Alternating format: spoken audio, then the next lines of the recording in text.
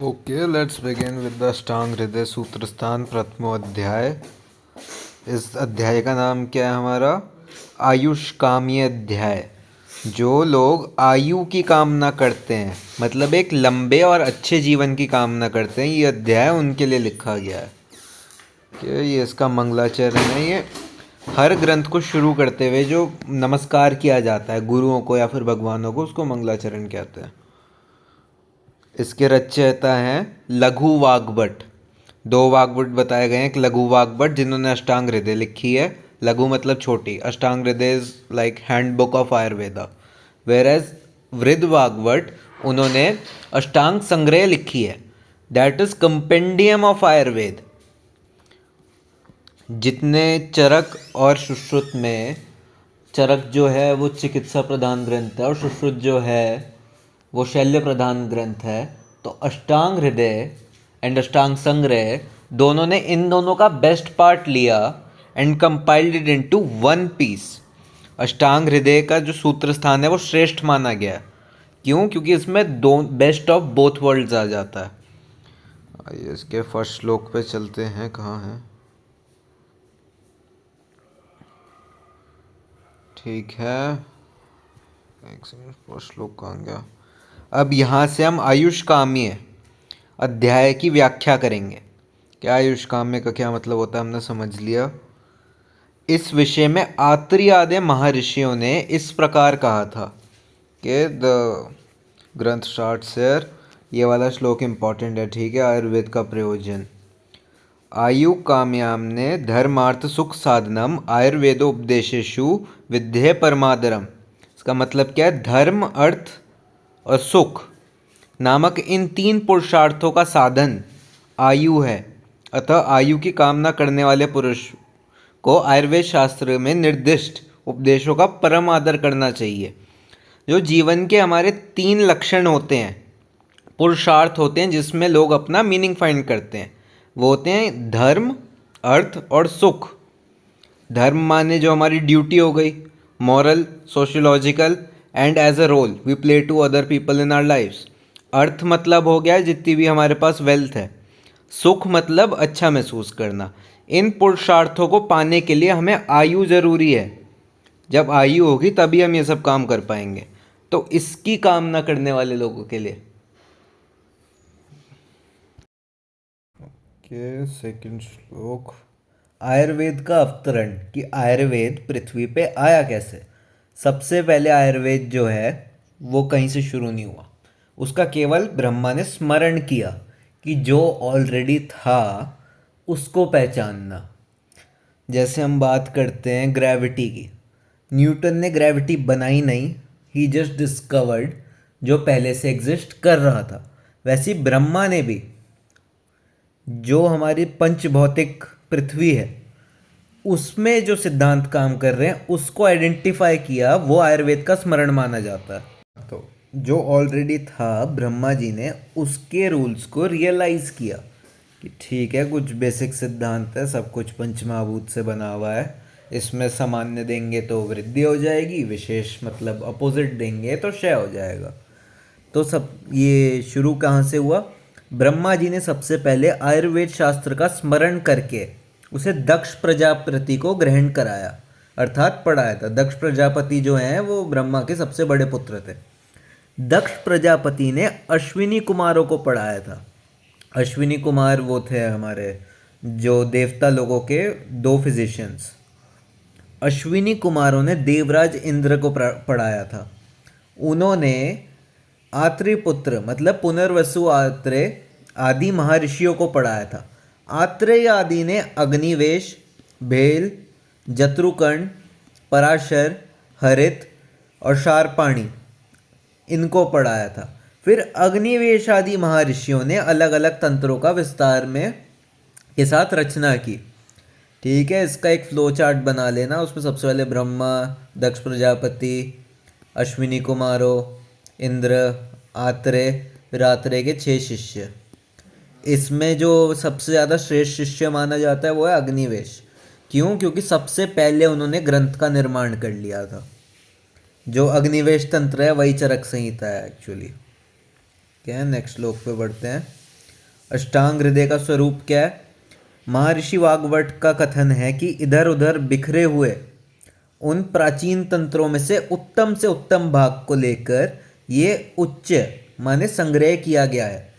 प्रस्तुत संग्रह ग्रंथ का नाम अष्टांग हृदय है। इसमें प्राचीन तंत्रों में वर्णित विषय न अत्यंत संक्षेप से और न अत्यंत विस्तार से किए गए हैं। ठीक है, मतलब इसमें जितनी सफिशिएंट लेंथ है हर विषय की उतनी दी गई है, ना ज़्यादा डिटेल में गए हैं ना ज़्यादा ऊपर ऊपर से कवर किया है। आयुर्वेद के 8 अंग, आयुर्वेद की 8 ब्रांचेस बताई गई हैं। काय चिकित्सा, बाल तंत्र।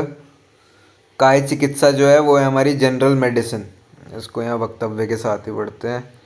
काय चिकित्सा, ठीक है, इसमें संपूर्ण शरीर को पीड़ित करने वाले अमाशय तथा पक्वाशय से उत्पन्न होने वाले ज्वर आदि समस्त रोगों की शांति का उपाय किया जाता है। अतः काय चिकित्सा नामक प्रथम अंग कहते हैं। काय मतलब शरीर, उसकी जो बेसिक जनरल मेडिसिन है वो इसके अंदर आती है। अब बाल तंत्र, बालों का शरीर परिपूर्ण बल तथा धातुओं आदि का अभाव होने के कारण इस अंग का स्वतंत्र वर्णन किया गया है, क्योंकि इनकी सभी प्रकार की औषधियाँ भिन्न प्रकार की होती हैं। दूध भी इन्हें माता या धात्री का देने की प्राचीन काल से व्यवस्था है। मतलब वही सेम बच्चों के लिए जो काय चिकित्सा है उसका नाम बाल तंत्र रखा गया है। क्यों? क्योंकि इनके शरीर में परिपूर्ण बल और धातुओं का अभाव होता है। के नेक्स्ट है हमारा गृह चिकित्सा माने भूत विद्या। इसमें देव, असुर, पूंता आदि ग्रहों से ग्रहित प्राणियों के लिए शांति कर्म की व्यवस्था की गई है। मतलब जो भूत आदि देव प्रकोप, देव विपाश्य चिकित्सा जो होती है, जिसमें हम हवन करके मंत्र जाप करके इनसे इनका प्रकोप उतारते हैं, कर्मों का क्षय करते हैं, वो गृह चिकित्सा के अंदर आता है। अब ऊर्ध्वांग चिकित्सा, शालक्य तंत्र, इसके अंदर हमारा ईएनटी आ जाता है पूरा। आँख, मुख, कान और नासिका आदि में आधारित रोगों का शलाका आदि द्वारा की जाने वाली चिकित्सा है। इस अंग का प्रधान क्षेत्र है। ठीक है, ये वाला हो गया। अब शल्य तंत्र, ये सर्जरी हो गया। अतः आयुर्वेद के 8 अंगों में यही अंग सबसे प्रधान है, क्योंकि प्रथम देवासुर संग्राम के युद्ध में हुए घावों की सद्पूर्ति के लिए इसकी आवश्यकता पड़ी थी। ठीक है, इसमें सुदेव देव वैद्य, अश्विनी कुमार ने इस तंत्र का समुच्चय प्रयोग कर दिखाया था। ये सर्जरी जो है सबसे प्रधान अंग माना गया है, सबसे बेस्ट है, मतलब जो इम्पोर्टेंट। क्यों? क्योंकि सबसे पहले जब देव और असुर की लड़ाई हुई थी तब अश्विनी कुमारों ने यहाँ पे कटे हुए सर तक जोड़ दिए थे, just with the help of शल्य तंत्र। आगे हमारा है अगत तंत्र, दृष्टांग विष चिकित्सा। इसके ये होता है टॉक्सिकोलॉजी। महर्षि वाग्भट द्वारा रचित दोनों संहिताओं में अष्टांग रूपी आयुर्वेद का विभाजक सूत्र अविकल रूप से प्राप्त होता है। इसमें ये इसे निर्णय पर पहुंचते हैं कि इनमें सुश्रुत संहिता का आदर्श मानकर आदि में प्रथम सर्प शब्द परिगणित, सर्प शब्द को प्रमुख मानकर दृष्टा शब्द का प्रयोग किया है, क्योंकि प्रधानेन वयपेदेशा भवन्ति। यह सूत्र सर्वत्र अपने जाता है सभी प्रकार के विषयों में। मतलब जो भी विष की चिकित्सा है वो सारी की सारी इसके अंदर आती है, जिसमें सर्प आदि जांगम तथा वत्संब आदि स्थावर विषयों के लक्षण एवं विविध प्रकार की मिश्रित विषयों का वर्णन, उनकी शांति के उपाय का वर्णन हो। ठीक है, टॉक्सिकोलॉजी इज जस्ट अगत तंत्र। जरा चिकित्सा, रसायन तंत्र। रसायन तंत्र उसे कहा गया है जो वय स्थापन, कुछ समय के लिए पुनः यौवन को स्थिर करने में सहायक होता है, आयु को बढ़ाता है, मेधा अर्थात जो धारण शक्ति तथा सभी प्रकार के बल को बढ़ाने एवं रोगों का विनाश करने में समर्थ हो। इस प्रकार का भी कोई प्राचीन सर्वतंत्र ये ग्रंथ उपलब्ध नहीं होता। इसकी पूर्ति के लिए देखें, ये रेफरेंस दिया हुआ है मतलब जो एंटी एजिंग प्रॉपर्टी वाला हो, वय स्थापन करता हो, आयु को बढ़ाता हो, मेधा अर्थात जो धारण शक्ति है, हमारे दिमाग को शार्प करता हो। बेसिकली लाइफ इम्प्रूविंग के लिए जो भी जरा चिकित्सा की जाती है वो इसके अंदर आती है। अब वृक्ष चिकित्सा मतलब वाजीकरण, ये एक तरीके से सेक्सोलॉजी हो गया जिसमें हम फर्टिलिटी और सेक्सुअल स्ट्रेंथ को बढ़ाने के लिए उपाय बताए गए हैं, वो इस सब के अंदर आता है। ठीक है, नेक्स्ट चलते हैं दोषों का वर्णन। वायु पित्त कफ शोक्त त्रयोदोष समासतः। आयुर्वेद शास्त्र में संक्षिप्त तीन ही दोष माने गए हैं, यथा वात पित्त और कफ। ठीक है। विकृत अविकृत देहम धनान्ति ते वर्तयन्ति च। विकृत अविकृत दोष, ये तीन वात आदि दोष, विकृत अर्थात बड़े हुए या फिर क्षीण हुए वे, शरीर का विनाश कर देते हैं, और अविकृत मतलब नेचुरल स्टेट में जीवन जीवन दान करते हैं अथवा स्वास्थ्य संप्रदान करने में सहायक होते हैं। जो हमारे ये तीन दोष माने गए हैं, जब ये अनस्टेबल होते हैं मतलब बड़े हुए या कम हुए हुए होते हैं, तब ये शरीर का विनाश करते हैं, और जब ये नेचुरल स्टेट में होते हैं तो ये शरीर को धारण करते हैं और स्वस्थ प्रदान करते हैं। दोषों का स्थान एवं प्रकोप काल। तो ये तीन वात आदि दोष सदा समस्त शरीर में व्याप्त रहते हैं, फिर भी नाभि के निचले भाग में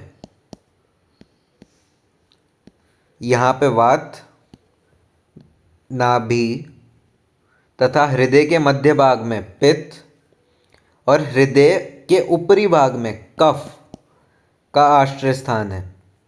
ठीक है। व्यय आदि के अनुसार काल। यद्यपि ये दोष सदा गतिशील रहते हैं, तथापि वैश्य अनंत काल में क्या तो वैश्य के मध्य यौवन काल में तथा वैश्य के आदि बाल काल में और दिन रात तथा भुक्त के अंत मध्यम एवं आदि काल में विशेष रूप से गतिशील रहते हैं।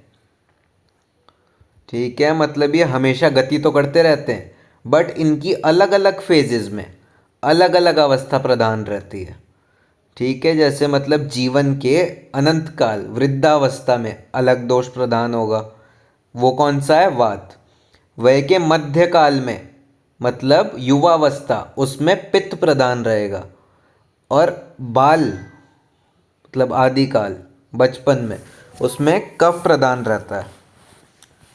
क्या इसमें आगे दिया हुआ भी होगा। दोषों का अग्नि पर प्रभाव। उक्त वात आदि दोषों के प्रभाव से अग्नि भी दोषों के क्रम से विषम मतलब अनस्टेबल वात दोष से, तीक्ष्ण मतलब एक्सट्रीमली शार्प ज़्यादा जो जलने लगती है पित्त दोष से, और मंद वो कफ दोष से, मन मतलब डल हो जाती है। तथा इन तीनों के सम मात्रा पे रहने पर ही अग्नि भी सम प्रमाण में रहती है। अग्नि जो है यहाँ पे हमारी सिर्फ डाइजेस्टिव फायर की नहीं, पूरे मेटाबॉलिज्म की बात हो रही है।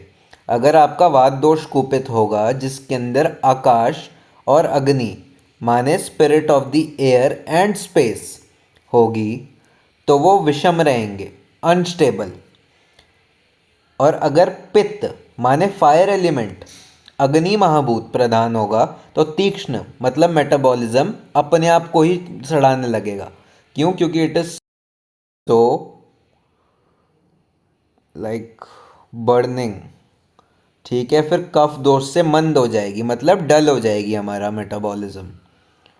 के आगे चलते हैं। दोषों का कोष्ठ पर प्रभाव। जठरा अग्नि के भांति कोष्ठ भी वात आदि दोष, वात दोष से क्रूर मतलब ड्राई, पित्त दोष से मृदु मतलब सॉफ्ट, एवं कफ दोष से मध्यम रहता है, तथा तीनों दोष के सम रहने पर भी मध्यम रहता है। कोष्ठ जो है हमारे ये इंटरनल बॉडी की बात की गई है कि अगर वात दोष होगा तो उससे पूरी ड्राइनेस बनी रहेगी, रफ रहेगा। ठीक है, हमारे डिस्चार्ज से भी रिलेट कर डिस्चार्ज कह रहा हूँ मैं, ये स्टूल से भी रिलेट कर सकते हैं इसको कि वो ड्राई आएगा अगर वात दोष होगा, कॉन्स्टिपेशन में जैसा स्टूल आता है। पित्त में एकदम मृदु मतलब सॉफ्ट, कफ दोष में स्टेबल मध्यम। Okay, moving forward. दोषों का से गर्भ प्रकृति का विवरण। गर्भाधान काल में माता पिता के आर्तव तथा शुक्र के अधिकता से उपस्थित या वर्तमान उक्त तीनों दोषों के अनुसार क्रमांश गर्भ की तीन प्रकृतियां बनती हैं। एक वात की अधिकता से हीन प्रकृति, पित्त की अधिकता से मध्य प्रकृति तथा कफ दोष की अधिकता से उत्तम प्रकृति। यही सबसे श्रेष्ठ मानी गई है। जो प्रकृतियां दो दो दोषों से मिश्रित बनती हैं वे निंदनीय मानी जाती हैं और समधातुज प्रकृति सबसे श्रेष्ठ मानी जाती है। यहाँ पे गर्भाधान के टाइम जो शुक्र मतलब स्पर्म और शोणित मतलब ओवम, इसके अंदर जो भी दोष प्रधान रहते हैं इनके मेल के हिसाब से प्रकृतियाँ बनती हैं। अगर वात दोष प्रधान होगा तो वात प्रकृति बनेगी, वो सबसे हीन मानी गई है, बेकार क्वालिटी की। पित्त होगा तो उससे मध्यम प्रकृति बनती है जो मतलब ठीक ठाक है। कफ की जो है वो एक दोष में श्रेष्ठ मानी गई है। अगर कोई दो दोष एक साथ हैं तो निंदनीय मतलब घटिया प्रकृति बनी है तुम्हारी, हमेशा बीमार रहोगे। और जो सम प्रकृति है वो सबसे ही बेस्ट मानी गई क्योंकि उसमें एक भी दोष किसी और को ओवर पावर नहीं कर रहा है और स्वस्थ बना रहता है। अब वात के गुण। तत्र रूक्षो लघु शीत खर सूक्ष्म चलो अनिल। यह रूक्ष है, लघु है, शीत है, खर है, सूक्ष्म है तथा चल है। रूक्ष माने ड्राई, लघु माने लाइट, शीत माने ठंडा, खर मतलब रफ, सूक्ष्म मतलब माइन्यूट, चल मतलब गतिशील। अब वात जो है वो अलग से कोई और चीज़ नहीं होती बॉडी में। आयुर्वेद का जो हमारा शरीर को देखने का नज़रिया है उसमें हम पूरी बॉडी को पंच भौतिक मानते हैं, मतलब पांच महाभूत से बनी हुई। तो उसमें जितना भी एलिमेंट एयर और स्पेस का है मतलब आकाश और वायु का है वो वात है। अब उससे ही रिलेटेड जितनी प्रक्रिया आप सोच सकते हैं शरीर में वो सारी वात के अंदर आएंगी। पूरा नर्वस सिस्टम, जहाँ पे भी कोई मूवमेंट हो रही है वो, ये सब वात का गुण है। अब उसके अपने गुण क्या है? रूक्ष है, लघु है, शीत है, खर है, सूक्ष्म है और चल है मतलब गतिशील है। ठीक है। अब पित्तम सस्नेहम तीक्ष्ण उष्णम लघु विश्रम सरम द्रव। अब पित्त दोष के गुणों की बात आ गई है। पित्त जो है वो हमारा फायर एलिमेंट को रिप्रेजेंट करता है मतलब अग्नि महाभूत। ये सारा मेटाबॉलिज्म को दर्शाता है। इसके क्या गुण है? स्निग्ध, तीक्ष्ण, उष्णम, लघु, विस्र मतलब गंदी स्मेल वाला, आम गंध वाला, सर मतलब फ्लूइड तथा द्रव, सर मतलब ये चिपचिपा, द्रव मतलब फ्लूइड। ठीक है। स्निग्ध मतलब ऑयली, तीक्ष्ण मतलब शार्प, उष्ण मतलब वार्म, लघु लाइट। ठीक है। अब कफ के गुण। कफ जो है हमारा जितना भी लुब्रिकेशन है मतलब क्लेद है हमारे शरीर में वो कफ दोष से दिखाया जाता है। इसका श्लोक है स्निग्धम शीतो गुरु मृंद लक्षणों मृत्सन स्थिर कफ। कफ के गुण है स्निग्ध, शीत, गुरु, मंद, लक्षण, मृत्सन तथा स्थिर।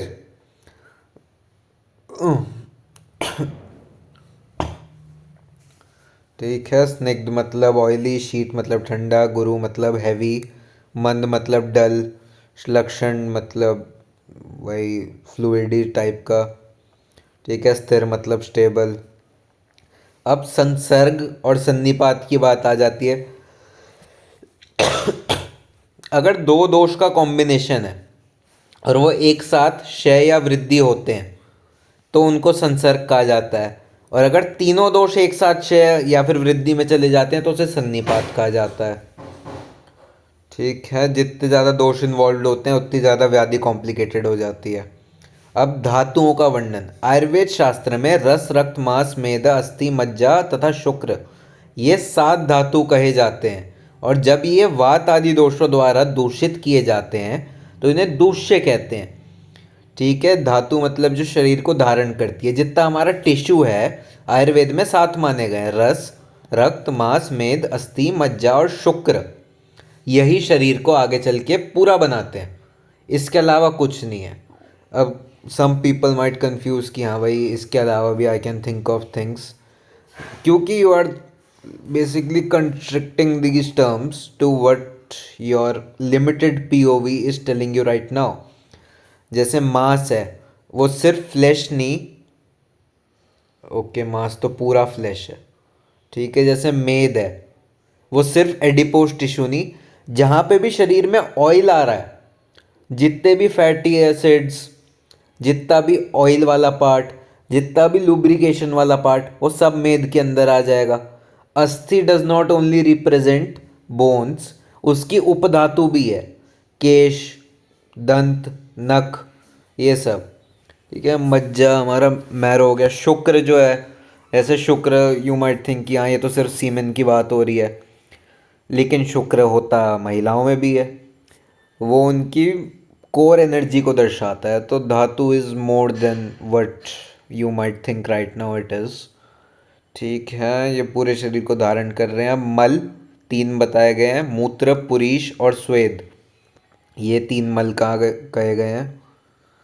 क्या दोष धातु मल की वृद्धि एवं क्षय, शरीर में से संबंधित उक्त वात आदि दोष रस आदि धातुओं तथा मलों के समान गुण धर्म वाले पदार्थों का सेवन करने से उनकी वृद्धि होती है, और उनके विपरीत गुण वाले पदार्थों का सेवन करने से उनका क्षय होता है। यहाँ पे हमने जैसे वात और पित्त के कफ के गुण पढ़े, अगर हम ये सिमिलर गुणों वाले पदार्थ मतलब चीज़ों का सेवन करें, आहार विहार का सेवन करें, तो ये बढ़ेगा। अगर उसके अपोजिट जैसे यहाँ स्निग्ध है, हम रूक्ष का सेवन करें तो कफ का क्षय होगा, ठीक है। अब रसों का वर्णन, आयुर्वेद में 6 रस बताए गए हैं, मधुर, अम्ल, लवण, कटु, तिक्त, कषाय। अच्छा, यहाँ पे इनके नाम अलग अलग हैं, स्वादु, अम्ल, लवण, तिक्त, उष्ण तथा कषाय, बट मधुर, अम्ल, लवण, कटु, तिक्त, कषाय इज गुड इनफ। क्या रसों का वात आदि दोष पर प्रभाव, उसमें प्रथम 3 मधुर, अम्ल, लवण, ये वात दोष को नष्ट करते हैं, और कटु, तिक्त, कषाय ये कफ को नष्ट करते हैं, और इनका वाइस वर्सा होगा। अगर कोई वात को नष्ट कर रहा है तो वो कफ को बढ़ा रहा होगा, अगर कफ को नष्ट कर रहा है तो वो वात को बढ़ा रहा होगा। और कषाय, तिक्त, मधुर रस पित्त का नष्ट करते हैं, और इसके जो बाकी 3 बचे हैं वो पित्त को बढ़ाते हैं, ठीक है। द्रव्य का वर्णन, 3 प्रकार के होते हैं, एक जो शमन करेंगे, वात आदि दोषों का शमन करेंगे, कम करेंगे। कोपन मतलब उनको बढ़ाएंगे और दूषित करेंगे, गंदा करेंगे। और स्वस्थित मतलब जो स्वास्थ्य को बनाए रखेंगे। ये जो है हमारा मेडिसिन में आ गया शमन वाला। कोपन मतलब जो पॉजिटिव फैक्टर्स होते हैं, स्वस्थित मतलब जो हम नॉर्मल आहार विहार खाते हैं, ठीक है। वीर्य का वर्णन, जैसे हम वो वर्ड यूज़ करते हैं ना कि हाँ चाय गरम तहसीर की है एंड व्हाट नॉट, उसकी जगह बस यहाँ पे वीर्य है कि 2 वीर्य बताए गए हैं।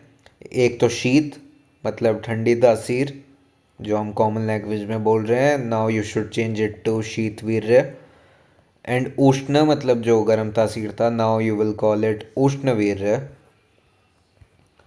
अब विपाकों का वर्णन, भले ही कोई द्रव्य किसी भी रस से युक्त क्यों ना हो, उसका विपाक 3 प्रकार का होता है।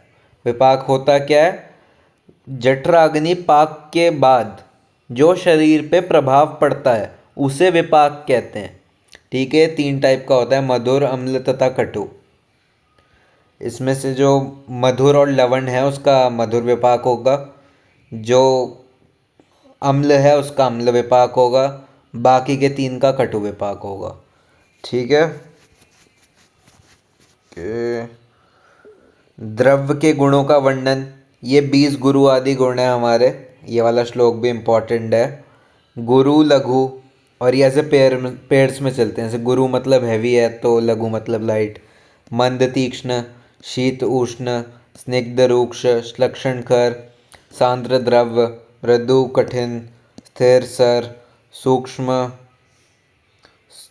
यहाँ पे वो होगा सूक्ष्म, एक सेकंड, या नीचे टेबल भी दिया होगा। सूक्ष्म, स्थूल और विशुद्ध और पिच्छल। ठीक है, ये 20 के 20 याद कर लेना। रोग एवं आरोग्य के कारण काल, अर्थ तथा कर्म के हीन योग, मिथ्य योग और अति योग रोग या रोगों की उत्पत्ति में एकमात्र कारण होते हैं तथा काल, अर्थ और कर्म का सम्यक योग आरोग्य मतलब स्वस्थ रहने का एकमात्र कारण होते हैं। अब ये 3 वर्ड होते क्या हैं? हीन योग मतलब क्या होगा कि कम है, कम मिला। काल मतलब जैसे अगर कम सोए तो उसमें भी हो सकता है। रिकवरी के लिए किसी चीज़ में टाइम चाहिए था, नहीं मिला, उसमें भी हीन योग हो गया। ठीक है, बाकी जितना भी चीज़ टाइम से रिलेट हो सकती हैं, अगर टाइम से ना चलें तो उससे भी बीमारियां चलती हैं। अति योग मतलब कोई चीज़ ज़्यादा खा ली। अर्थ मतलब जो हमारे वो होते हैं सब्सटेंस, खाने वाने की बात भी हो गई यहाँ पे। ज़्यादा खा लिया तो अति योग, कम खाया तो हीन योग। कर्म जैसे चलत्व जो है हमारा वात का गुण है, ज़्यादा चलेंगे, ज़्यादा भाग दौड़ करेंगे तो उससे वात बढ़ जाएगा, अति योग हो गया। बिल्कुल पड़े रहेंगे तो हीन योग हो गया। मिथ्या योग होता है कुछ बहुत ही बेकार घटिया किस्म का हो गया। जैसे हम खाने पीने की बात कर लेते हैं, तुमने बहुत कम खाया हीन योग, बहुत ज़्यादा खा लिया अति योग, कुछ खराब सड़ा हुआ गला हुआ खा लिया मिथ्या योग। ठीक है, ओके। रोग आरोग्य के भेद। वात, पित्त, कफ इन 3 दोषों की विषमता या विषम अवस्था का नाम रोग है। जब ये अनस्टेबल रहते हैं तो उसे रोग कहते हैं।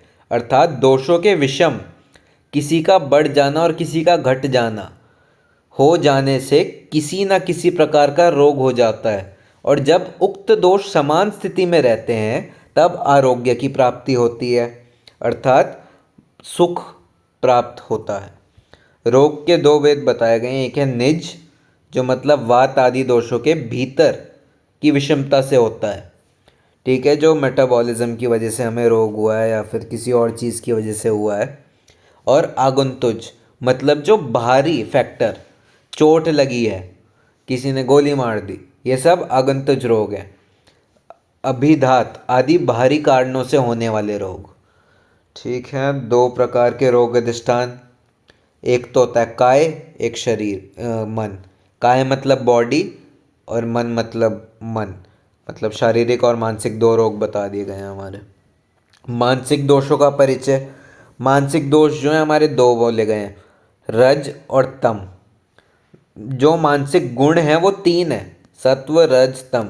But there is nothing wrong about sattva, तो वो चाहे जितना हो उतना अच्छा है, और अगर वो कम है उसका मतलब यहाँ पे तम ज़्यादा है। ठीक है, तो जो दूषित करते हैं, जो बीमारी उत्पन्न करते हैं, वो यही दोनों है। रज जो है वो एक्टिविटी को दिखाता है। अगर इसका मान लो हमारा ये हीन योग हो गया तो मतलब किसी के अंदर एक्टिविटी करने का कुछ चाह ही नहीं है, वो डिप्रेशन टाइप में आ गया। अगर अति योग हो गया, रज ही रज है, तो एनजाइटी के अंदर आ गया। ठीक है, तम भी जो हमारा स्टॉपिंग फैक्टर है, कोई रुके रहने का। मान लो तम बहुत ज़्यादा बढ़ गया, आदमी बेड से नहीं उठ पा रहा। ठीक है, ये सब मानसिक रोग, मानसिक दोष हो गए ये दोनों। रोगों की परीक्षा। अब रोग को कैसे देखा जा सकता है? अच्छा, नहीं नहीं, ये रोगी की परीक्षा है। दर्शन, स्पर्शन और प्रश्न, ये 3 होती हैं हमारी तरीके। दर्शन मतलब देख के जो हम बता सकते हैं रोगी के बारे में कि हाँ ऐसा चल के आ रहा है, ओके। स्पर्श मतलब हाथ आदि लगा के कि हाँ इसकी स्किन का टेक्सचर ऐसा हुआ है, या फिर जैसे हमारा स्टेथोस्कोप वगैरह भी स्पर्शन में आ गया, हमने पैल्पिटेशन वगैरह से देख लिया। ठीक है, और प्रश्न मतलब पूछ के कि हाँ भाई आपको कैसे सिम्टम्स आ रहे हैं, आपका खाना पच रहा है कि नहीं। ठीक है, अब रोग की परीक्षा करने के 5 स्टेप्स बताए गए हैं। निदान, पूर्व रूप, लक्षण, उपशय और संप्राप्ति। निदान का मतलब है हेतु, जो कॉज है किसी बीमारी का। ठीक है, पूर्व रूप मतलब प्री सिम्टम्स, लक्षण मतलब सिम्टम्स, उपशय और अनुपशय ये दोनों पेयर में चलते हैं, फोर्थ स्टेप। ये डायग्नोजिंग में बहुत काम आते हैं। उपशय मतलब जो उसके लिए मतलब अच्छा होगा। उपशय में जैसे हम मानते हैं कि हाँ बुखार है, चलो इसे गर्म पानी पी के आराम आएगा। और मतलब बहुत वेग एग्जाम्पल है, यहाँ पे कुछ और सोच समझने के लिए है बस यहाँ पे। तो ठीक है, हमें कंफर्म हो गया, ओके बुखार था इसलिए उपशय लेके कम हो गया। अनुपशय, ठीक है बुखार था, ठंडी लगी एकदम से तो बहुत ज़्यादा बढ़ गया। ठीक है, तो ये डायग्नोसिंग फैक्टर है। संप्राप्ति मतलब पूरा डायग्नोसिस हो चुका है, अब हमें पता है कौन सी बीमारी है। कि देश भेद का वर्णन, ठीक है, दो प्रकार के देश हैं, एक तो भूमि देश और देह देश। शरीर से विभिन्न अवयवों को यहाँ देह देश कहा गया है। भूमि देश का वर्णन आगे किया गया है। ठीक है, जो शरीर के हमारे एलिमेंट्स है वो हमारे देह हैं, मतलब बॉडी। भूमि देश का वर्णन, ये तीन प्रकार के होते हैं, मतलब लैंड्स। एक तो जंगल देश, यहाँ हवा अधिक चलती है। अनूप देश, इस देश में कफ दोष की प्रधानता रहती है। और साधारण देश, इस देश में वात आदि तीनों दोष समान अवस्था में रहते हैं।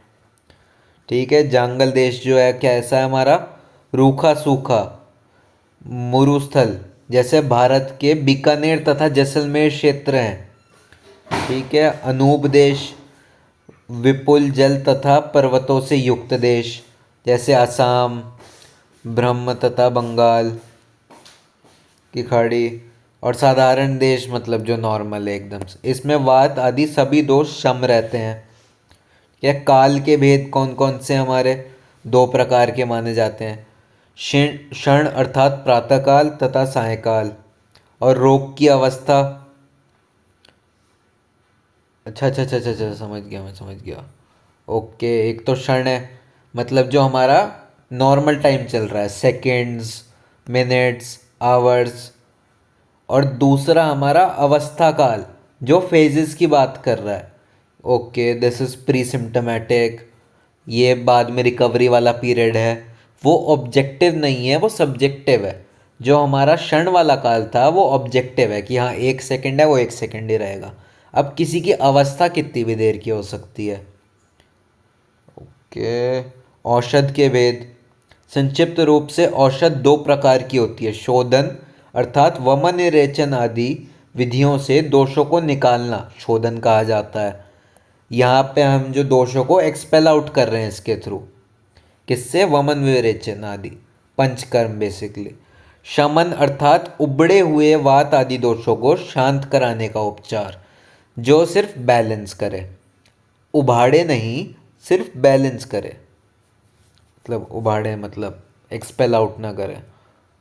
ओके, शारीरिक दोषों की चिकित्सा, शरीर संबंधी दोषों की उत्तम चिकित्सा क्रमांश इस प्रकार है। वात दोष की चिकित्सा बस्ती प्रयोग, पित्त दोष की चिकित्सा विरेचन प्रयोग, कफ दोष की चिकित्सा वमन प्रयोग। ये हो गई हमारी शोधन चिकित्सा। अब शमन के अंदर क्या क्या है, दूसरा कलर, वात दोष में तेल, पित्त दोष में घृत और कफ दोष में मधु का प्रयोग उत्तम उत्तम शमन चिकित्सा है।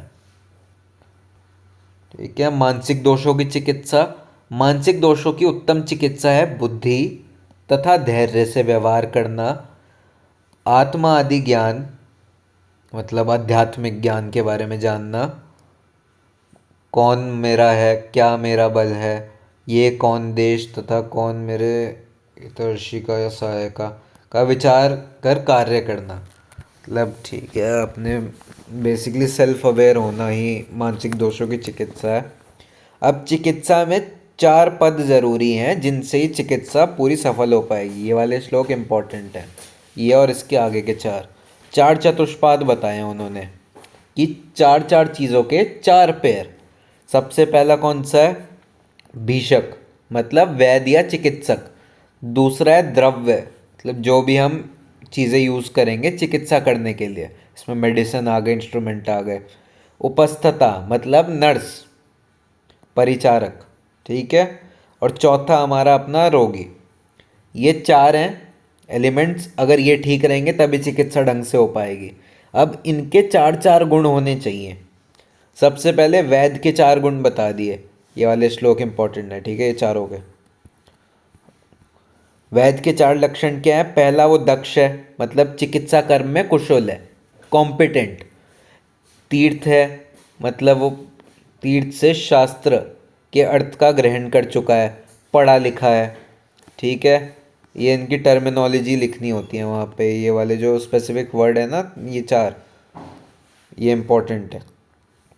दृष्ट कर्मा, मतलब चिकित्सा की विधियों को जो अनेक बार देख चुका हो।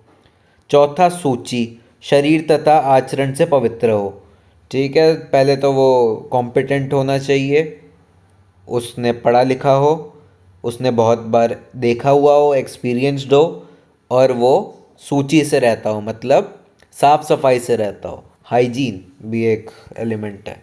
अब औषध के चार लक्षण क्या क्या हैं? बहुकल्प, बहुगुण, संपन्न और योग्य। बहुकल्प मतलब क्या है? जो अलग अलग कल्पनाओं में यूज़ किया जा सके, अलग अलग फॉर्म्स में यूज़ किया जा सके। सोरस हो गया, क्वाथ, फांट, अवलो, चूर्ण, बहुत कुछ बनाया जा सके। दूसरा, बहुगुण, जो औषध के सभी गुण में संपन्न हो, जिसके मतलब एक से ज़्यादा यूज़ हो सके। संपन्न मतलब अपने गुणों की संपत्ति में जो युक्त हो, मतलब अगर हमने गुरुत्व के लिए कोई चीज़ दी है तो उसमें गुरुत्व ढंग से हो, अच्छी मेडिसिन। और योग्य, जो रोग रोगी देश काल आदि के अनुकूल हो, मतलब सूटेबल भी होनी चाहिए। अब परिचारक के भी हमारे चार लक्षण हैं, अब उपस्थता, नर्स के एक तरीके से। पहला है अनुरुक्त, रोगी से स्नेह करने वाला, थोड़ा सा उनमें अफेक्शन होना चाहिए। सूची, फिर से वही साफ सफाई रखने वाला, मतलब सैनिटरी। तीसरा, दक्ष, कॉम्पिटेंट, बुद्धिमान, क्या मेक सेंस। अब रोगी के भी चार लक्षण होने चाहिए, अगर ये नहीं हुए तो फिर ये बाकी के तीन भी वेस्ट ही हैं। आर्ड्य, मतलब धन जन आदि से संपन्न, उसके पास अपनी चिकित्सा का साधन होना चाहिए, पैसा होना चाहिए ताकि वो मेडिसिन अफोर्ड कर सके। दूसरा है भीषक वश्य, मतलब वैद्य की आज्ञा अनुसार औषध तथा पथ्य सेवन करने वाला, जो बात माने।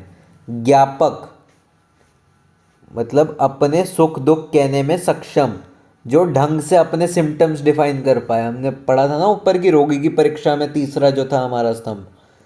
प्रश्नम, अगर प्रश्न पूछो वो ढंग से बता ही नहीं पाए तो फिर ढंग से डायग्नोसिस थोड़ी हो पाएगा।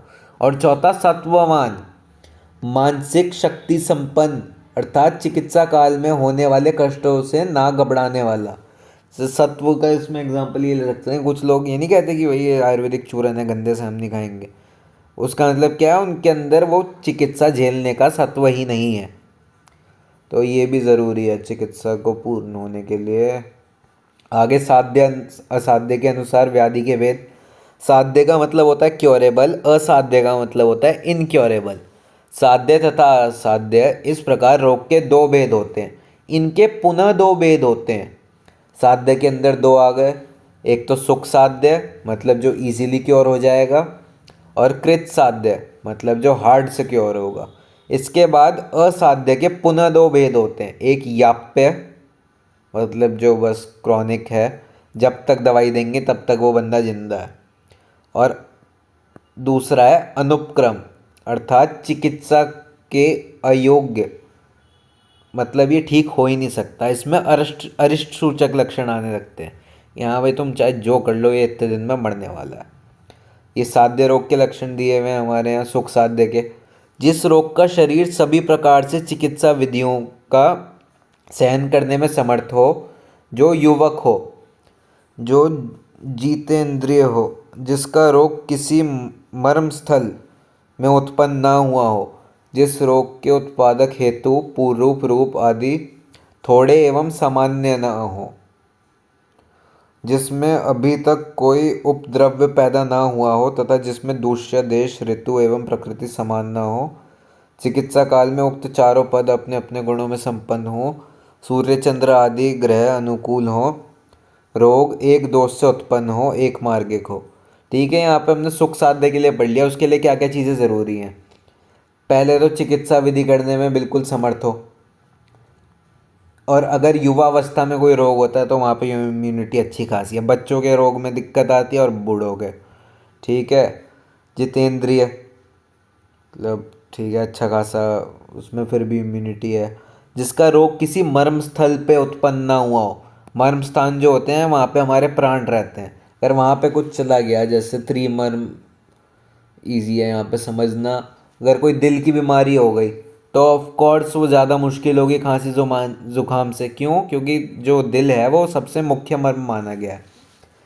जिस रोग के उत्पादक हेतु, मतलब कारण जिसकी वजह से हुआ है, प्री सिम्टम रूप, मतलब जो एक्चुअल सिम्टम है, थोड़े हों, मतलब थोड़े बहुत सिम्टम्स होंगे तो ऑफ कोर्स इजीली क्योर हो जाएगा।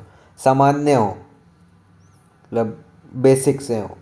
जिसमें अभी तक कोई उपद्रव पैदा ना हुआ हो, मतलब जो बीमारी है, खांसी जुकाम है वहीं तक है, उसके आगे उपद्रव पैदा हो गया, जैसे मान लो cancer is basically a lot of उपद्रव, वहाँ पे हमारा ट्यूमर, एक नई चीज़ पैदा हो गई ना, of course it will be harder to cure. जिसमें दूष्य देश, ऋतु एवं प्रकृति समान ना हो। ठीक है, अगर वो अपने दूष्य, मतलब जैसे मान लो कोई धातु है हमारी, रस या रक्त, उसके समान गुण वाले अगर हेतु हों तो वो ज़्यादा मुश्किल से बीमारी क्योर होगी। ठीक है। और प्रकृति, जैसे वात वाले को वात वाली बीमारी हमेशा सताती रहेगी, अगर उसके अलावा कोई बीमारी होगी तो it will be easy to cure.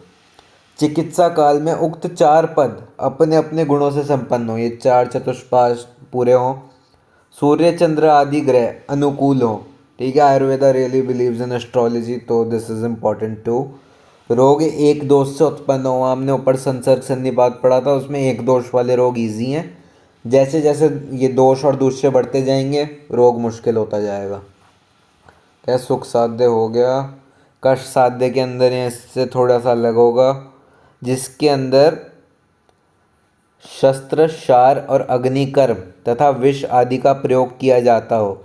जिन रोगों में ऊपर कहे गए सुख साध्य के लक्षण हो, अर्थात पूर्ण रूप में विद्यमान ना हो।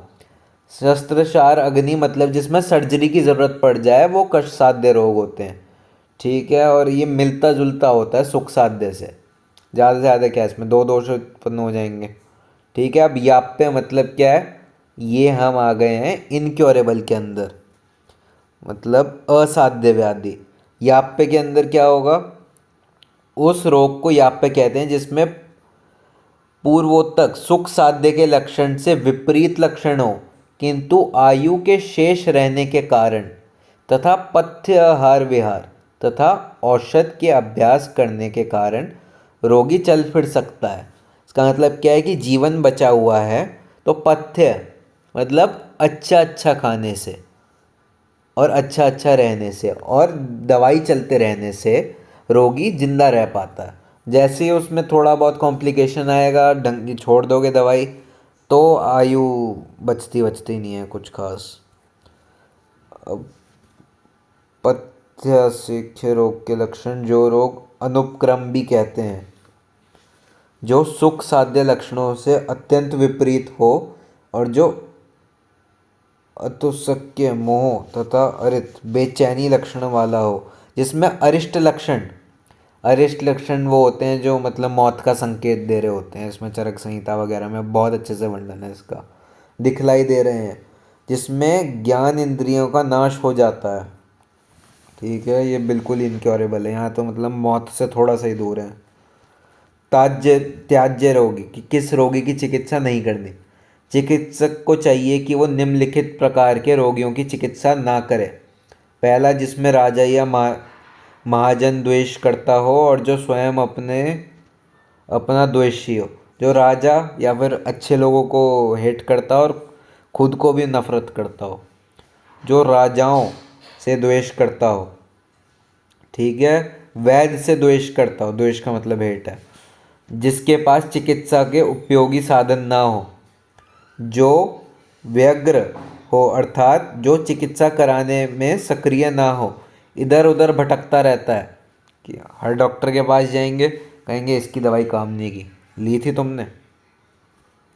ठीक है, इससे क्या होता है, यश की हानि होती है, मतलब डॉक्टर की ही इमेज खराब होती है ऐसे किसी भी बंदे की चिकित्सा करने से। जो गतायु हो, जिसका ज्ञान ज्योतिष आदि से किया जा सके। ठीक है, मतलब उसके नॉर्मल सिम्टम समझ नहीं आ रहे, अब उसके ग्रह ही देखने पड़ रहे हैं बैठ के। ठीक है, जो रोगी चिकित्सक की आज्ञा के अनुसार चलना स्वीकार ना करता हो, तो जो अधिक समय तक जीवित नहीं रहेगा।